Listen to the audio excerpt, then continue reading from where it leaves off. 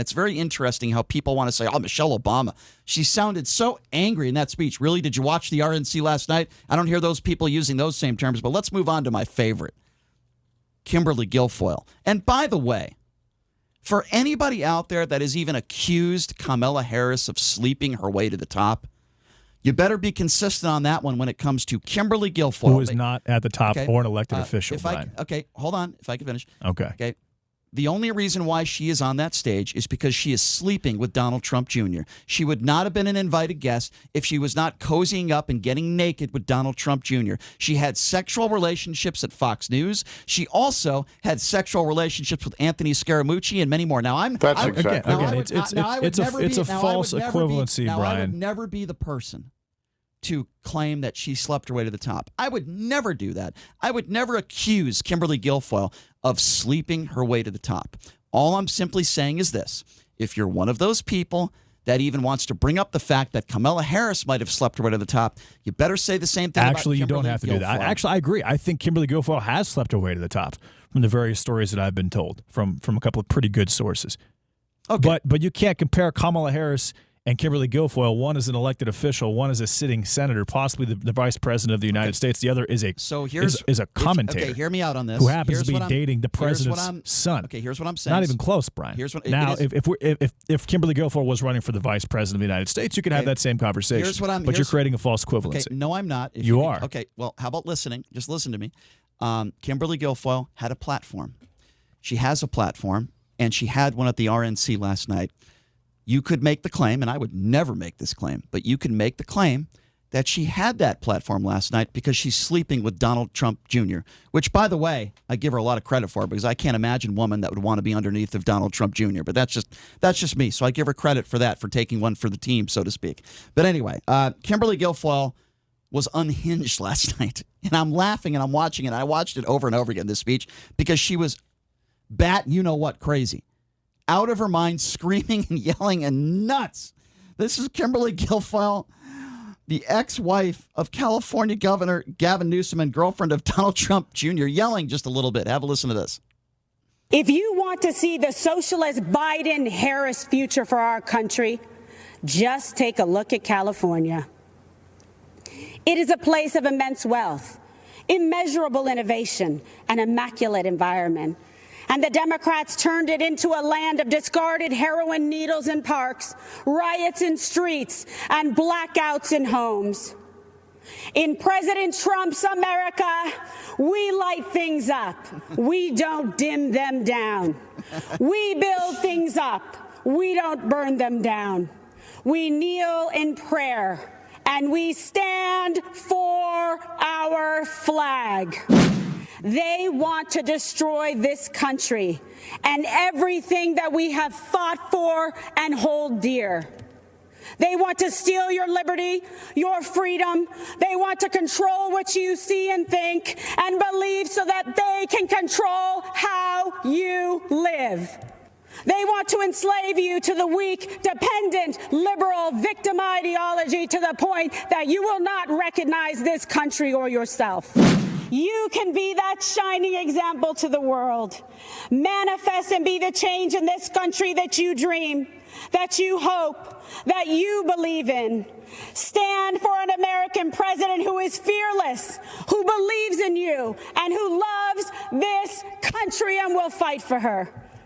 President Trump is the leader who will rebuild the promise of America and ensure that every citizen can realize their American dream. Ladies and gentlemen, leaders and fighters for freedom and liberty and the American dream, the best is yet to come. Thank you very much. First of all, why the hell are you yelling?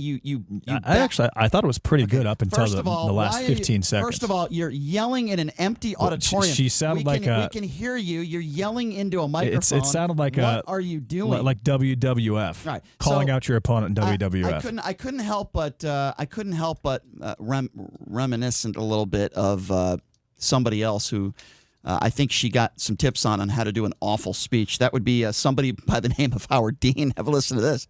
Not only are we going to New Hampshire, Tom Harkin, we're going to South Carolina and Oklahoma and Arizona and North Dakota and New Mexico. We're going to California and Texas and New York. And we're going to South Dakota and Oregon and Washington and Michigan. And then we're going to Washington, D.C. to take back the White House. The best is yet to come.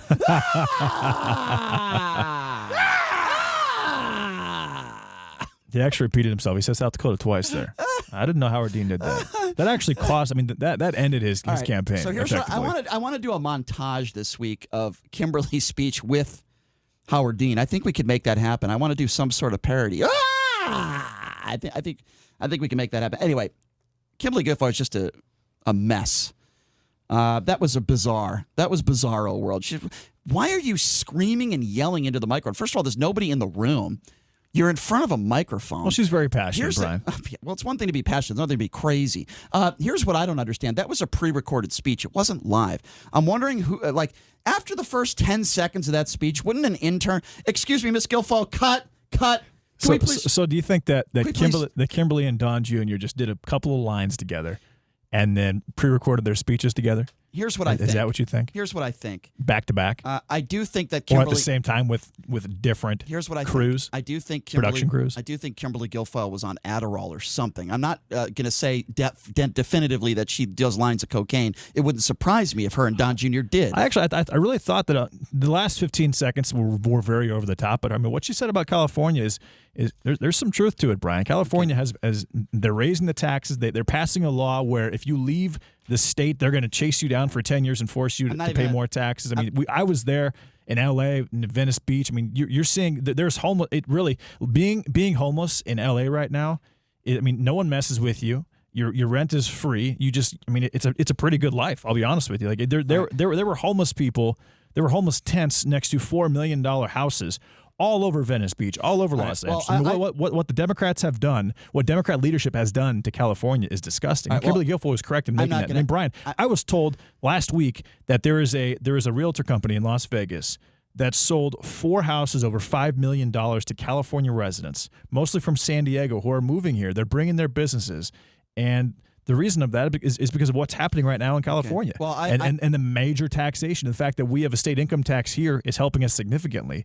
Don't get me wrong. I mean, I would love to dig deep into Kimberly Guilfoyle's speech and the details into policy, but I have a lot more fun making fun of what she did last night. Which I'll agree with. And I would rather do that than talk about what you were talking about because I'm going to fall asleep. I just find it more fun to talk about the fact about how her and Don Jr. might have been snorting cocaine before they got up there on the stage. And in all truthfulness, I thought it was a complete embarrassment. That's exactly right. Yes, thank you, Mr. McCloskey. It was exactly right. A complete embarrassment. I thought it was funny. At the same time, I'm embarrassed for her and Don Jr.